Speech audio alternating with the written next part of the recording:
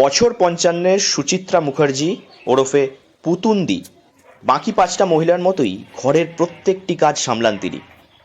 তবে তার ছেলে অভিষেক মুখার্জির উচ্চশিক্ষার জন্য এই বয়সে টোটোর হ্যান্ডেল ধরতে হয়েছে তাকে। 2015 সাল থেকে বাঁকুড়া শহরের লোখাতোরা টোটো স্ট্যান্ডে দিনের পর দিন নিজের ভাঙা চোরা টোটোটি নিয়ে হাজির হন। টোটো বোঝাই করে এদিক ওদিক নিয়ে যান প্যাসেঞ্জারদের। ভালো নাম সুচিত্রা হলেও সকলের কাছে পুতুন্দি নামেই পরিচিত এই মহিলা টোটো চালক। জানলে অবাক হবেন, তৎকালীন সময়ে পঞ্চায়েত সমিতির খাদ্য দফতরের কর্মাধ্যক্ষা ছিলেন সুচিত্রা মুখার্জি ওরফে পুতুন্দি।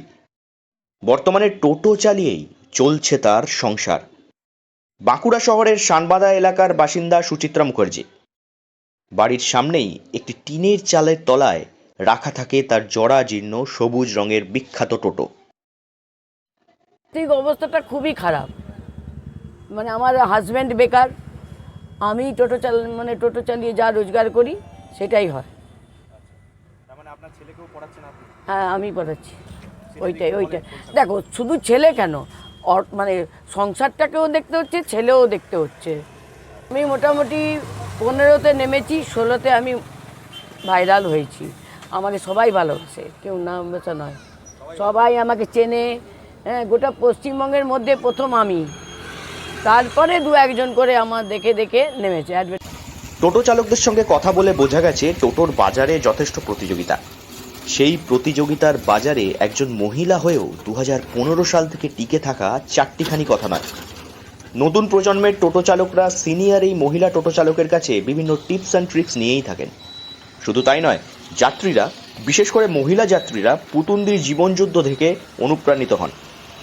এমনই একজন মহিলা যাত্রী ফুলবেড়িয়া উচ্চ বিদ্যালয়ে কর্মরতা পিঙ্কি চট্টোপাধ্যায় বলেন, দেখুন, ওনার মনের জোরটা ওনার শরীরের জোরকে ছাপিয়ে গেছে।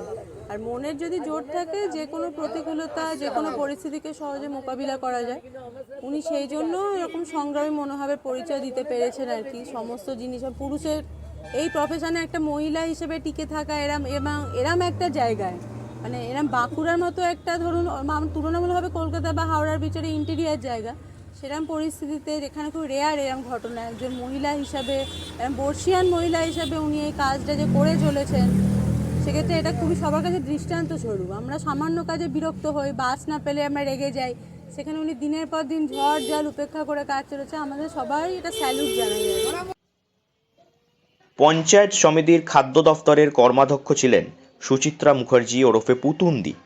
সেই সময় কেমন ছিল পঞ্চায়েত জানতে চাওয়ায় তিনি জানান, অর্থের পরিমাণ অনেকটাই কম ছিল। সেই কারণেই এখন টোটো চালিয়ে সংসার চালাতে হচ্ছে তাকে। পঞ্চায়েতটা এমনি খুব ভালোই ছিল, সে খারাপ যে বলবো তা নয়, কিন্তু আমি না, অর্থ একটুও থাকে নাই।